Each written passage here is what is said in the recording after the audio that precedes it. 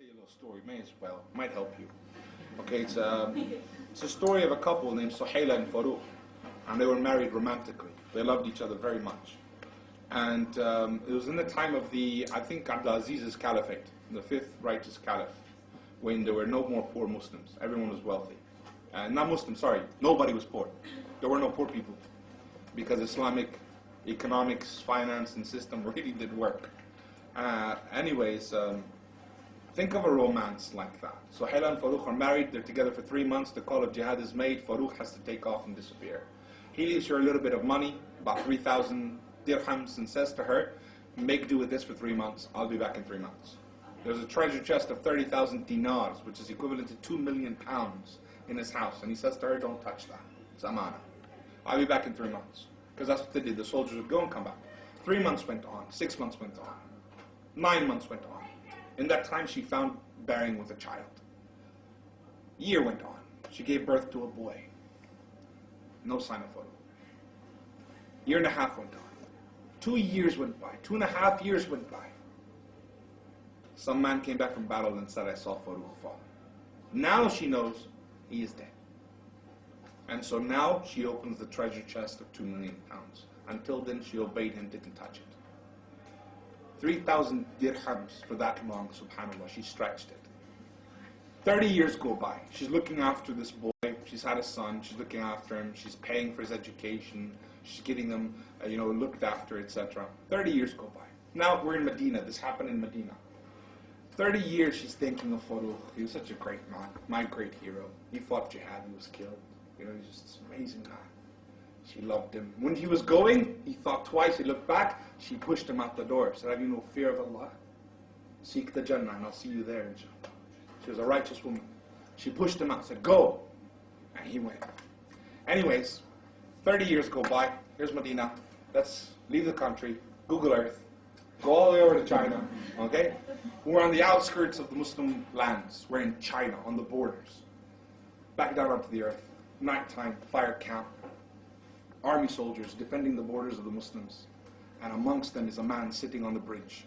And he is doing what's called ribat, protecting the soldiers while they sleep. And he's having a lookout. Looking up at the stars, the sky, he's feeling a bit romantic, and he's feeling a bit of love with Allah, and he's thinking, all of a sudden he remembers he has this wife he was married to. I wonder how she's doing. What happened? Did she marry on? Did she die? Did she move on? Is she there? Thought starts going mad. 30 years of this jihad for the sake of Allah. And he marched on, and he was never killed in battle. For anyone who thinks battle will take your life, 30 years this guy's still alive. It's Faruq, out on the outskirts of China. When he went, he couldn't stop. The sweetness of defending the ummah and working for Allah, he couldn't go back. He's on the outskirts of China, but now the thoughts. He's older and he's wiser and he's just not that young, passionate man anymore. He's thinking, my wife, my wife, my wife. That's it. He takes permission from his commander in the morning, hops on his horse from China. He's riding like the wind all the way back to Medina. The closer he gets, his heart is thumping, man. He's going mad. He's going through the Persian route, the Silk routes. He's coming all the way back through Iraq. The closer he gets, the more mad he goes. What if she's not alive anymore? What if she's married again? All these things are driving him insane. He gets to the city of Medina. Before going mad in love, running back to his wife, he remembers the sunnah of the Prophet ﷺ. He's a righteous man. He doesn't just go home. He goes to the masjid to pray his 2 rak'ah. Because that's what you're supposed to do when you come back from a trip. He went to the Masjid Nabi, prayed 2 rak'ah, saw it was time for Asr, thought, what's the point going home? I'll wait, pray Asr, then go home. While he's waiting, he notices the scholars of Medina. Keep in mind, this is the time of Abdulaziz, subhanAllah, the ulama, the knowledge, Allahu Akbar, the tafsir, the stories. And they're sitting in different patches and people in white gathered around them. The scholars looking beautiful, mashallah. One of them shined out of all of them, Sheikh Abdurahman. He was one of the best knowledgeable people you can imagine.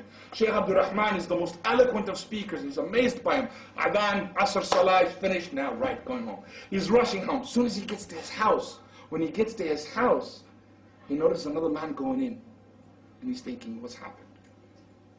And he flips out. He's an Arab. He's got ghira. He's got jealousy. He said, hey! He goes to the man, he grabs him. This is my house, that's my house. They get into a fight. The city comes in, people gather around, they're like, hey, leave him alone, it's his house. And he's like, I am Faruq, this is my house. Inside the house is an old woman. And she's sitting there, and she hears the sounds. Could it be? No. She covers up, she runs out, and she sees him. She shouts, this is my husband Faruq, leave him alone. He's been away in jihad for 30 years, only now has he returned. People began to weep. They realized what's happened. Faruq and Suhaila embrace in love. And they're together and they're telling stories. They run inside. Now they're laughing, they're joking, they're crying. Everything's coming out. Oh, Faruq, I'm so much older than when you left me. I was young and beautiful. I don't look like that anymore. And he says to me, Suhaila, you are the most beautiful woman in the world. Because he loves her piety. Because he loves her piety. And he's madly in love with her still. And he's there embracing her. And they're weeping together. Finally, Faruq starts to get to his senses and he goes, oh, Suhaila, there was a treasure chest I left with 2 million pounds in it. 30,000 dinars. What happened? Suhaila said, Faruq, let me ask you a question. Did you go to the masjid? She knows he did. She's wise. They're pious. They're religious. It's the sunnah. Did you go to the masjid? You did. Yes, I did. Did you see anything? Amazing scholars. This time has changed. The knowledge of the deen, the way it's being spread. Did you see anyone in particular? One really stood out. What would you give to be that man? I would give anything to be that knowledgeable. Would you give 30,000 dinars for it? Yes, I would. My eyes closed, I would pay 2 million pounds. What if that was your son? And he said, even more. And he said, that's your son, Abdurahman. His son was the best scholar of Medina because it was halal money and she spent it all. Instead of shopping online, she was raising her son in the best Islamic education. 2 million pounds she spent in that time. That much money on his education. And today, what do we spend on Islam? Faruq and Suhaila, she said, that's your son. Faruq goes mad. He comes out the house screaming, Sheikh Abdurahman is my son. I am Faruq. And he's just dancing, he's excited. Abdurahman comes. They call him. They say, what? He says, I am his son. Where is he? And the man says, I'm Sheikh Abdurahman. And when he sees him, he realizes the man he was fighting with in the beginning. He was going to his house. That was his son. And he hugs him and he embraces. And the city comes and sees this father jumping up for joy. My son is no ordinary boy. He is Sheikh Abdurahman.